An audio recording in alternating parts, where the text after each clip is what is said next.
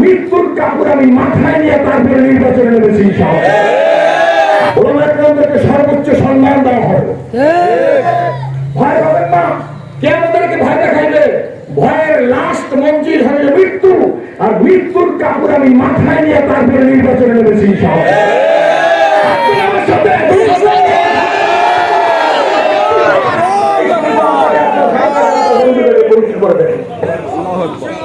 লেখাপড়া করছি, যে কয়েকজন প্রার্থী তার কারো চাইতে কম লেখাপড়া করি। গত শুক্রবার দিন মানপাশা বাজারে দোয়া করছেন, কারা করছেন? হাত দেখা। একটা রাজনীতির কথা মসজিদে বলছি, বলেন একটা রাজনীতির কথা বললে আপনার জুতা আমার গাল। আমি যে কারণে নির্বাচ করছি, আমি কি রাজনীতির কথা বলছি?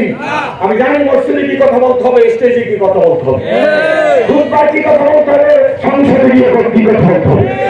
আমি আগে ইসলাম বুঝছি, তারপর ইসলাম কবুল করছি। সংখ্যালঘু বলতে কোনো শব্দ থাকতে পারে না, তারা গভর্নমেন্টকে ট্যাক্স দেয়, তাদের বাঁচার অধিকার আছে, তাদের সম্মান নিয়ে বাঁচতে হবে। এই সম্মানের অধিকার করে ইসলাম। সবাইকে খারাপ দিয়ে দিচ্ছে, কি বলেন? ঠিক বলি। আমার যুবক সোনামণিরা কথা শোনো, তোমরা বেকার থাকবো না। যে বিনা টাকায় বিদেশে যাইতে পারে তার ব্যবস্থা করা হবে। যে টাকা দিয়ে যাইতে পারে, কম টাকায় কিভাবে বিদেশ যেতে পারে, যে টাকা দিয়ে ধোকা খাইছে তাকে পুনরায় কিভাবে পাঠানো যাইতে পারে, যে যুবক মৎস্য চাষ করতে পারে, গরুর ফার্ম করতে পারে, মুরগির ফার্ম করতে পারে, তাকে বিনা সুদে টাকা দেওয়ার ব্যবস্থা করা হবে। এদেশের গরিবরা নরসিংদী হাসপাতালে গেলে ঠিক মতো ঔষধ পায় না, ধনীর পকেটে ঔষধ যায়, জাহাঙ্গীর হাসপাতাল গেলে ঔষধ পাওয়া যায় না।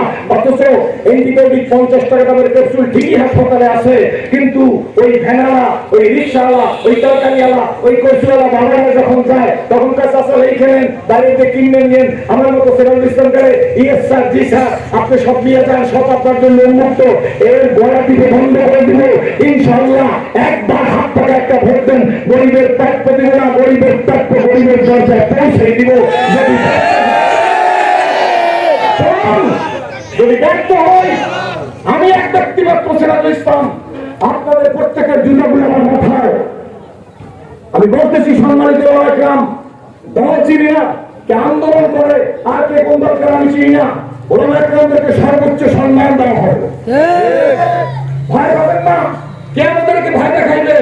ভয়ের লাস্ট মঞ্জিল হবে মৃত্যু, আর মৃত্যুর কাপড় আমি মাথায় নিয়ে তারপরে নির্বাচনে নেমেছি। আমার সাথে